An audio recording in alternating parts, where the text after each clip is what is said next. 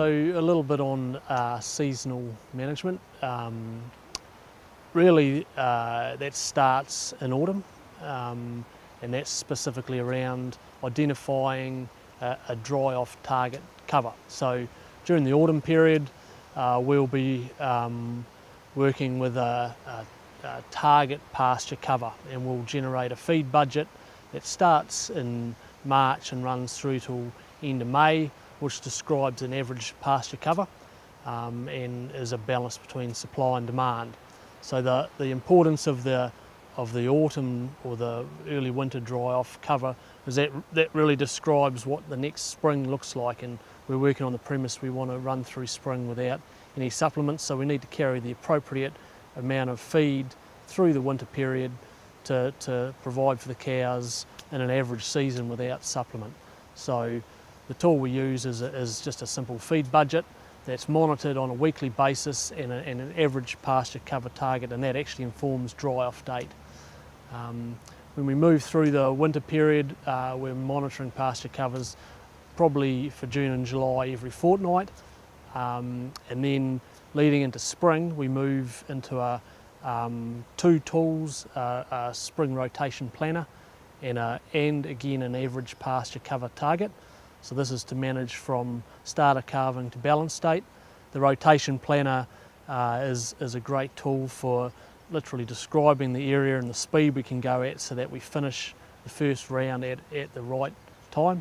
And the average pasture cover is just another piece of information that informs how low our cover gets at balance state.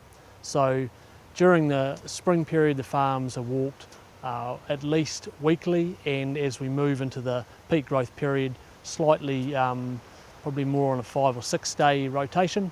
The information is collected by the farm manager and entered into an online program. So that monitors average cover, spring rotation planner. We're collecting all the information associated with that, square metres used and growth.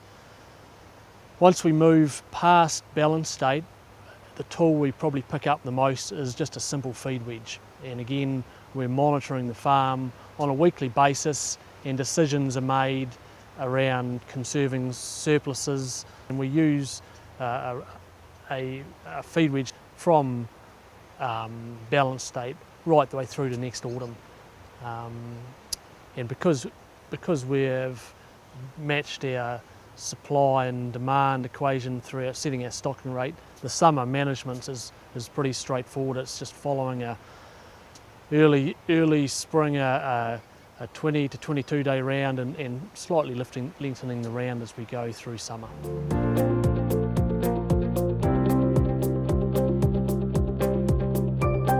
So some of the targets that we use throughout the season, in autumn our target dry off cover is around 1900, and that's the right sort of number for this area to carve down at a 2700 cover, which is actually enough in an average season to provide standalone grass to hit a balanced state target of around 1900. So that's the other two numbers that we use there. So we'll dry off at 19, calve at 26, 27 depending on the winter, and drive the cover down reasonably low at balance state before the feed supply really takes off.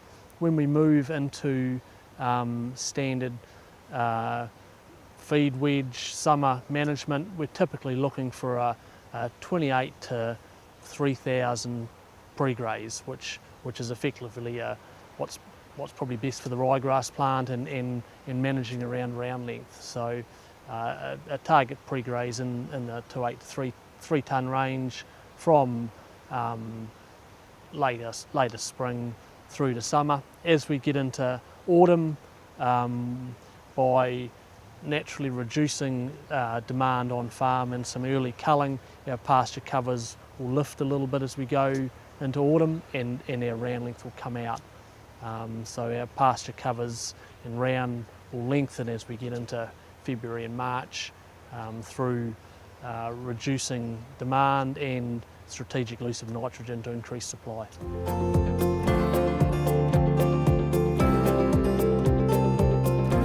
one of the key targets on the farm is trying to drive our cover reasonably low at balance state, and this is all around maximising the feed quality.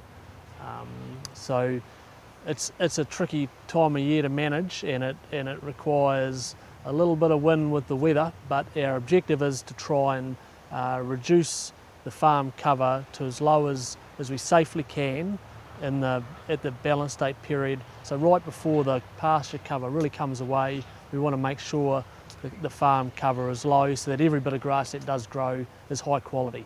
So that's a key management tool that we employ. It involves and it requires pretty close monitoring of both pasture growth but also of the weather. So we've got to be doing a bit of forward forecasting. The other key number, and it's probably the most important number on the farm, is around residual management, and we target a 1500 residual, and that's a visually assessed residual whereby the tops of the fertility patches are removed and the grass is taken down hard in between the fertility patches. Our approach is really we're trying to manage what is best for the ryegrass plant in terms of creating healthy tillers and maximising energy yield. So that's a real focus hour by hour on the farm by the whole team. So managing that residuals is really, really important to us, and it's something that we talk about daily with the team.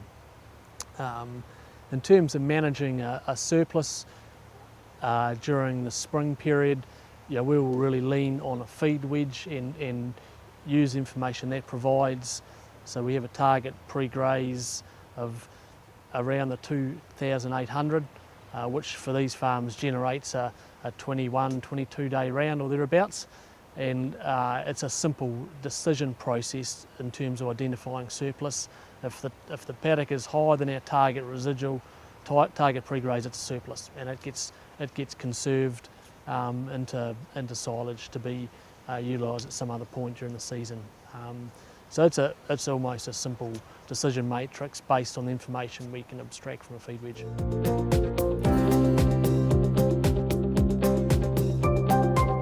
We typically run a spring program of grass only, and that's our objective, driven from our dry-off cover. However, we are prepared, if required, to use supplement in spring. We've got some decision rules around that. We're relying on a spring rotation planner that describes the area, and we've target pasture covers. So they're the two KPIs that we monitor against. And if we've got situations where we're at risk of going faster than our spring rotation planner or getting too far under our average cover, and the evidence of that would be the cows are grazing a too low a residual, we'll make decisions based on that information. So we wouldn't put supplement in to fix a 1 or 2 day issue. We'd accept a 1,400 or slightly lower residual, but if we've got a extended period where we're going to be grazing below 1,500 for a longer period, and there's a risk of the cows losing weight, we'll act with some short-term baleage to get ourselves back on the target line.